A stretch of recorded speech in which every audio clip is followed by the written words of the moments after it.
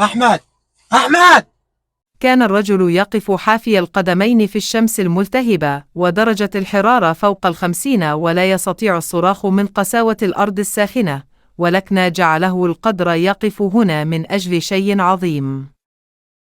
المفروض لما ارن عليك ترد عليا، ما تسيبنيش ارن عليك كده. انا برد عليك على طول.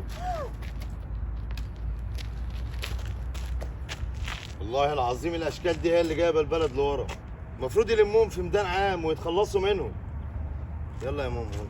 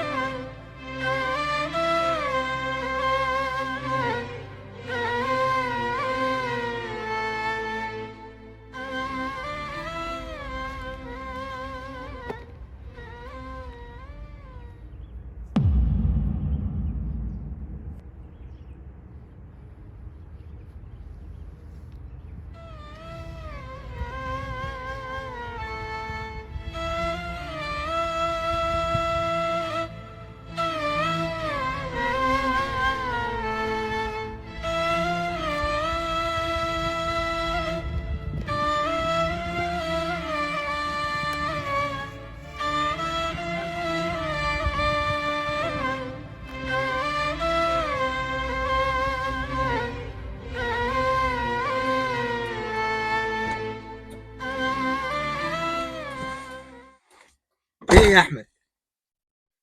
أنت اتجننت؟ تديله جزمة كلاركس تمنها 11,000 جنيه؟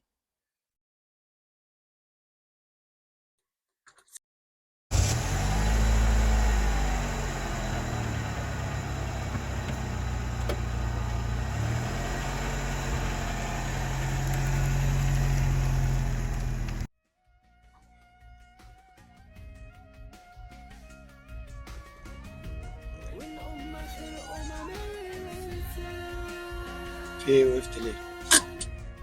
في إيه؟ أحمد، في حاجة؟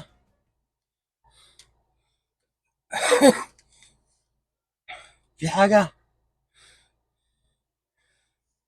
أح... أحمد. أحمد. ودي حكاية أحمد صاحبي اللي أنت ما شفتهوش ولا تعرفيه، بس مش عارف ليه كل ما أقابل حد ألاقي نفسي بحكي له حكايته